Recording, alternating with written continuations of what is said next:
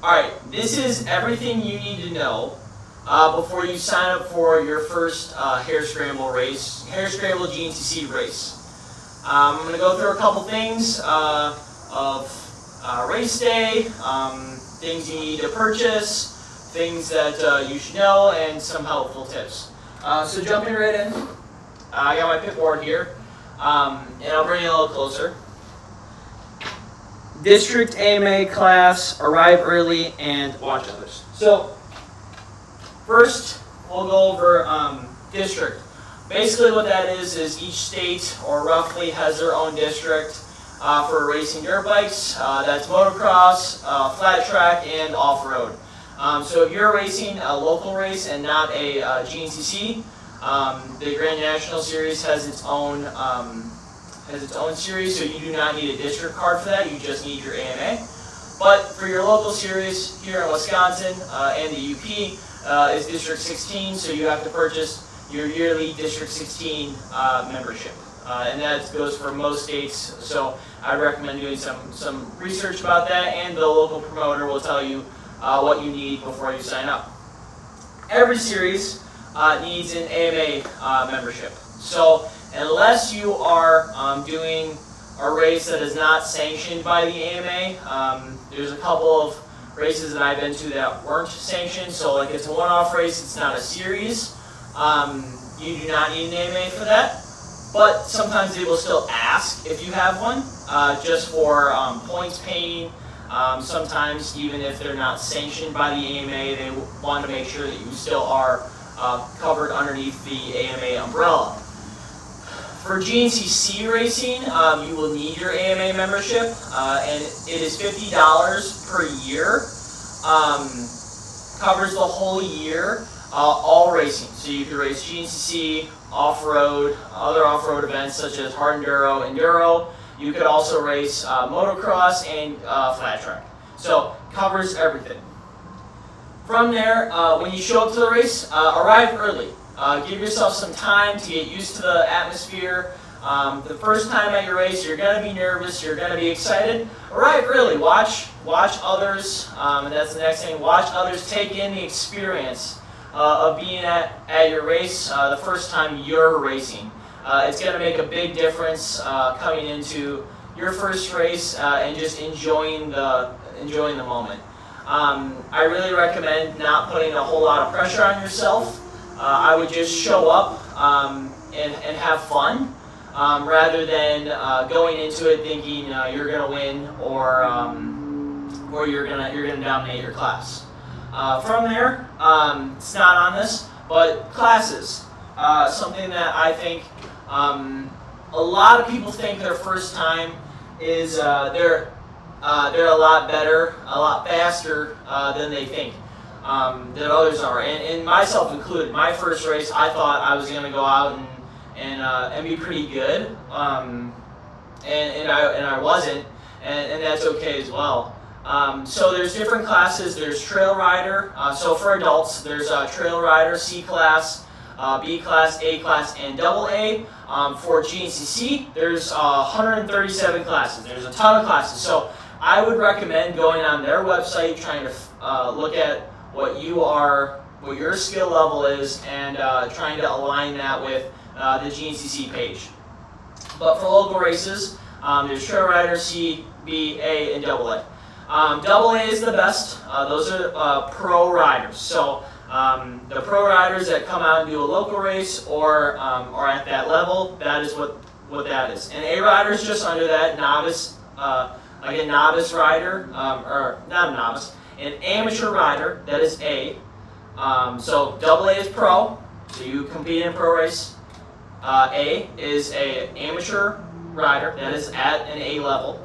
And then there's B, and then there's C, and then there's trail rider. So maybe if you're not serious, maybe it's take a chance at trail rider. That is non-scoring points. C and everything up is scoring points. And at least for my local racing, everything gets a trophy except AA gets a cash payout. So if you're looking for a chance to get a trophy eventually, pick a class accordingly. Trail rider occasionally does not have trophies as well because it's non-point scoring. And then now we'll talk about a little bit of hydration. All right, so I want to bring you a little closer here and show you some of my hydration tips and some of the things that I've learned. And I want to first say I've been guilty of missing out on some of these things as well. So I really want to preface the importance of this, and I'm still working on that myself and making sure I check all the boxes going into a race weekend. So the first thing is a liquid IV pouch. These are pretty common. You just add it to a 16-ounce bottle of water. You mix it up and you can drink it. The main benefit to that is just an added electrolytes so when you're burning through that energy, you're not going to get so depleted. Something that I'm working on right now is switching from liquid IV to Element.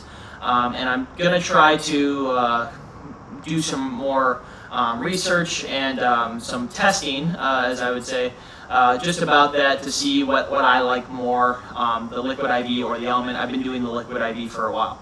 So if you have something like that, maybe say it in the comments. Anyway, going forward, things about GNCC is hydration. A lot of people miss the hydration part, and you're going to sweat. It is summertime, you're going to sweat a lot, you're going to be really dehydrated by the end, and because of dehydration, you might feel sick, you might feel woozy.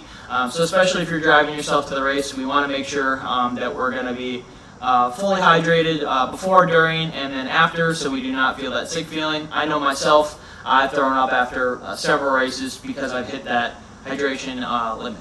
So, before the race, the days leading up, liquid IV pouches, making sure you're drinking enough water. I'd recommend over a gallon of water every day, just to keep drinking, keep yourself hydrated, and keep yourself like full of water.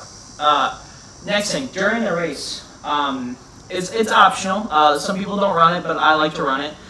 This is a Usui hydration pack. Normally it has a red tube coming out of here that you put in your mouth, but mine's in the wash right now. So, hydration pack holds 2 liters. They make bigger ones, they make smaller ones. That's really good for having it over your back, just taking a drink when you're racing, and making sure you're staying hydrated during. The biggest thing I stress about hydration is you're never going to catch up to it. If you're getting dehydrated out there, it's not going to come back. When you're racing, you're never going to rehydrate yourself during. You're just going to maintain or deplete. So what I recommend is if there's a spot on the track that's flatter or not as technical, I would recommend taking your hydration pack and sipping there, no matter if it's the first lap or the last lap. I recommend doing that just to get yourself to maintain your level of hydration and just be on top of things, so by the end of the race you aren't dehydrated. The next thing,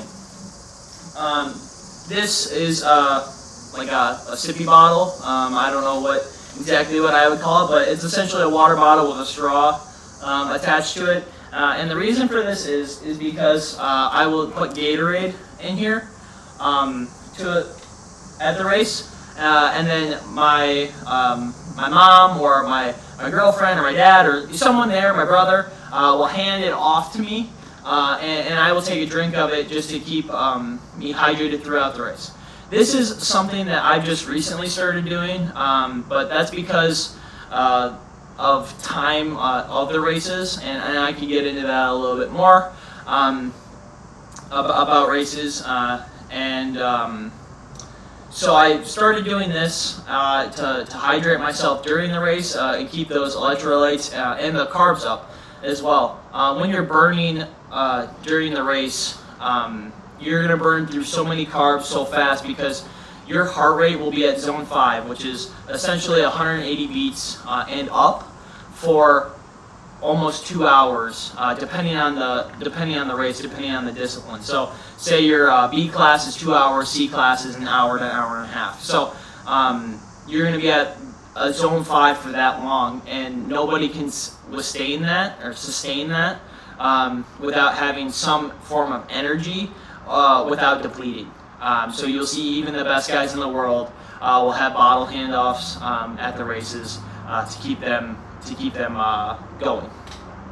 Other than that, on race day, I recommend not eating a whole lot of red meat or meat in general. At least if it's meat protein, make it lean.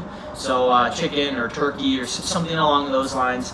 I've learned it myself and through my schooling, going to be in the education field, health and phy-ed, so I have a little bit of background of fueling, energy and stuff like that. So through my schooling, I found out that to be, when you're physically active and your heart rate is that high, your body is not going to burn through protein. Protein takes much longer than a carb to burn down and break down, especially when your heart rate is high.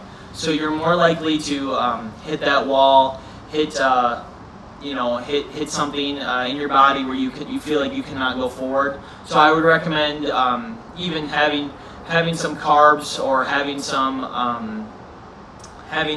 healthy carbs, not just potato chips. I would recommend something that your body can break down fast and not take forever. So on race day in the morning, I will have my breakfast. I'll have some eggs with some peas because I like peas. So I'll have eggs, peas, and some chicken. And then for lunch, I'll have a sandwich that just consists of 2 slices of bread that are either protein bread or low carb bread because personally I don't like the sugar in it. So it's not that it's low carb, it's just essentially low sugar bread, I should say. And then I will have some turkey or some sort of lunch meat on there with some slices of cheeses. And then I'm hydrating throughout the day, so I'm drinking several water bottles throughout the day. In the morning, making sure I'm getting some Gatorade in, and as well as drinking those IVs, liquid IVs, the day before and that morning. And then as well as after. Don't skip out on the after part. When you rehydrate, try not to rehydrate too fast. I know it's easy to just grab a water bottle and chug it, and I've been there as well. You're more than likely to throw up because of your body has depleted itself so much and your body's not used to all that fluid coming in all at once. So just make sure you're sipping on the bottle to get that hydration back in you, and then you will feel better. Other things that I believe are important and I think that you should consider when going to the races is gas. Make sure you have enough gas not only in your tank but in a gas can off to the side. At races there will be a designated fueling spot where you or your family or your pit crew, whatever you like to call it, can set a gas can and you can have a fill up during the race so you do not run out of gas in such a long race. I recommend doing that. Even if you feel like you have enough, I would recommend you adding some gas to it because it is such a long race. And even if something happens, if you have a tip over, if you have something go on and gas comes out of the gas tank, you will have enough to at least get back to the fueling station where you can add more. So I would recommend having some sort of gas can ready or somebody ready to say, hey, I had a tip over and gas came out. So some gas ready on the side is what I recommend. Other than that, pre-race in the prep, I recommend checking all the fluids, whether that's oil, radiator fluid, hydraulic fluid in the clutch and the brakes, just everything. Make sure everything is in working order. Check all the bolts and the hardware, make sure everything is tight. Again, we want to have fun and I want you to finish your first race. So please do all the prep work, make sure everything's in working order to finish your first race. And make sure you can have fun and finish. That's the biggest goal for a lot of people doing their hair scramble is riding the whole time. So I'd recommend doing that and have fun. That's the biggest thing, have fun. Other than that, I'm going to try to keep putting out videos like this. So this is like getting started GNCC racing. I want to do a couple other videos. If you've ever seen the channel, Donut, they had a series a while back called Up to Speed where they talked about some different things in cars and stuff. I kind of want to do something similar with dirt bikes. Just try to reach some new people and try to teach you guys, hey, you know, here's some things that I've learned through my racing that might help you guys. So if you have any questions, please ask them in the comments down below, and I'll respond to everybody. I really appreciate you guys all watching. There will be more racing coming soon, and there will be more garage videos coming soon because it's been a while since I've done anything like this. So thank you guys for watching, and I will see you in the next one.